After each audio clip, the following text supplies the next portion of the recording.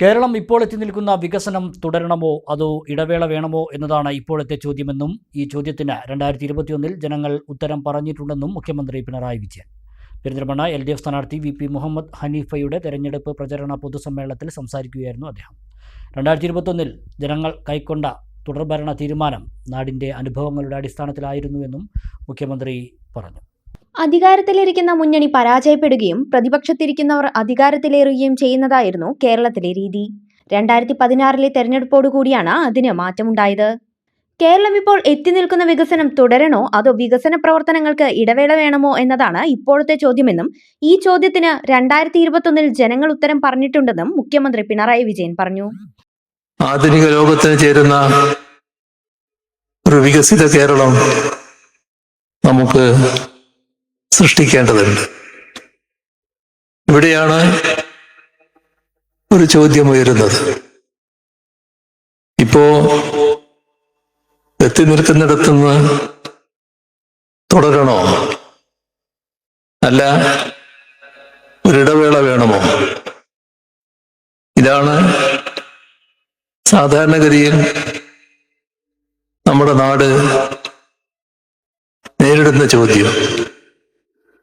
ആ ചോദ്യത്തിന് ജനങ്ങൾ നേരത്തെ ഉത്തരം പറഞ്ഞിട്ടുണ്ട്. അതാണ് 2021 തീരുമാനം. ആ തീരുമാനം ജനങ്ങളുടെ അനുഭവത്തിന്റെ, നാടിന്റെ അനുഭവത്തിന്റെ അടിസ്ഥാനത്തിൽ എടുത്തതായിരുന്നു. ജനങ്ങളുടെ ക്ഷേമം മുൻനിർത്തി കേരളത്തിന്റെ പൊതുവായ വികസനത്തിന് മുൻതൂക്കം കൊടുത്താണ് LDF എല്ലാ കാലത്തും പ്രവർത്തിച്ചത്. എന്നാൽ UDFന്റെ കാലം നേരെ വിപരീതമാണ്. എവിടെ എത്തി നിൽക്കുന്നോ അവിടെ നിന്ന് മുന്നോട്ട് പോവാറില്ല. വലിയ തളർച്ച സംഭവിക്കാറാണ് പതിവ്. എന്നാൽ വികസനവും മുന്നേറ്റവുമാണ് വലുതെന്നും ക്ഷേമ പെൻഷന്റെ കാര്യമെടുത്താൽ മതിയെന്നും ഇതിനാണ് LDF പെൻഷൻ കൃത്യമായി നൽകുകയും കാലോചിതമായി വർദ്ധിപ്പിക്കുകയും ചെയ്തതെന്നും മുഖ്യമന്ത്രി സൂചിപ്പിച്ചു. UDF സർക്കാർ കുടിശ്ശികയാക്കിയ പെൻഷൻ LDF സർക്കാർ വർദ്ധിപ്പിക്കുന്ന സാഹചര്യമാണ് ഉണ്ടായതെന്നും മുഖ്യമന്ത്രി പറഞ്ഞു. തെരഞ്ഞെടുപ്പിന് തൊട്ടുമുൻപ് നടന്ന നിയമസഭാ സമ്മേളനത്തിൽ എന്തെങ്കിലും വിമർശനങ്ങൾ ഉന്നയിക്കാൻ പ്രതിപക്ഷത്തിന് കഴിഞ്ഞില്ല. അവർ തെറ്റായ ആരോപണങ്ങൾ സഭയിൽ ഉന്നയിച്ചാൽ അവർക്കെതിരെ കൃത്യമായ മറുപടി ഉണ്ടാവുമെന്നായിരുന്നു കാരണം.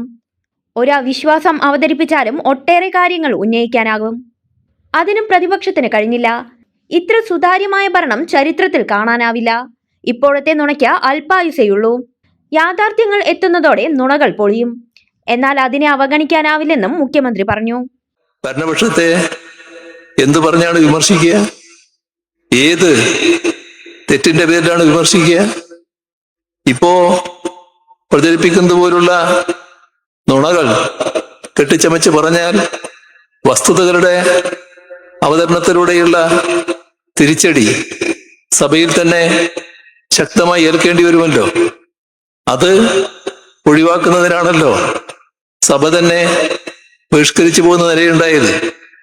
ചർച്ചയിൽ അവർ പങ്കെടുത്തില്ല, ആക്ഷേപങ്ങൾ ഉന്നയിച്ചില്ല, പ്രധാനപ്പെട്ട ആരോപണങ്ങൾ മന്ത്രിമാർക്കെതിരെ ഉന്നയിക്കാം, അത്തരം കാര്യങ്ങളൊന്നും ഉന്നയിക്കാൻ അവർക്കായില്ല. LDF മണ്ഡലം കൺവീനർ MA അജയകുമാർ യോഗത്തിൽ അധ്യക്ഷത വഹിച്ചു. CPM ജില്ലാ സെക്രട്ടറി VP അനിൽ, മുൻ സ്പീക്കർ P ശ്രീരാമകൃഷ്ണൻ, മുൻ സംസ്ഥാന കമ്മിറ്റി അംഗം PP Vasudevan, area secretary E Rajesh, മുൻ MLA V Sasikumar, V Rameshan, MM Mustafa തുടങ്ങിയവർ പങ്കെടുത്തു.